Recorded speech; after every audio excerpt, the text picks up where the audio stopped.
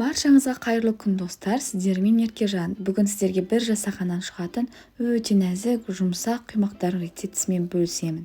Бұл құймақтың басты ерекшелігі құрамында сүт мүлде болмайды.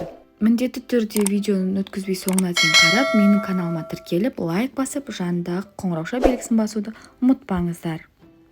Ең бірінші 2 жұмыртқамызға 50 грамм қантымызды салып, қант толықтай ерігенше араластырамыз. Үстінен 3 грамм ас тұзымызды және 40 грамм сұйық майымызды қосамыз. 300 грамм үй температурасында тұрған айранымызды және қайнап тұрған 300 грамм ыстық суымызды қосамыз.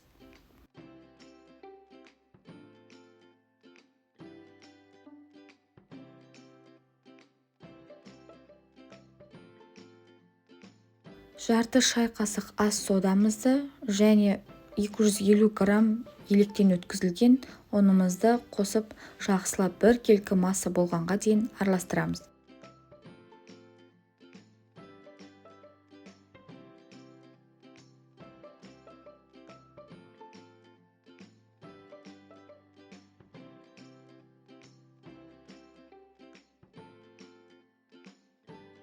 Бізде осындай бір келкі сұйық әдемі массамыз шығады.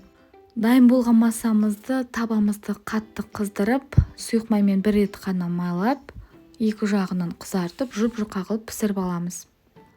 Табамыз орташа емес, қатты қызған болу қажет. Сол кезде біздің құймақтарымыз ажурный, яғни кестелі болып шығады.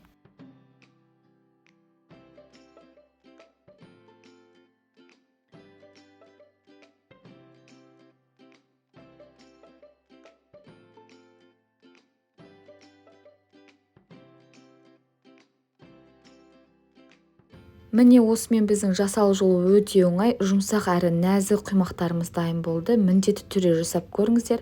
Баршаңызға ас болсын.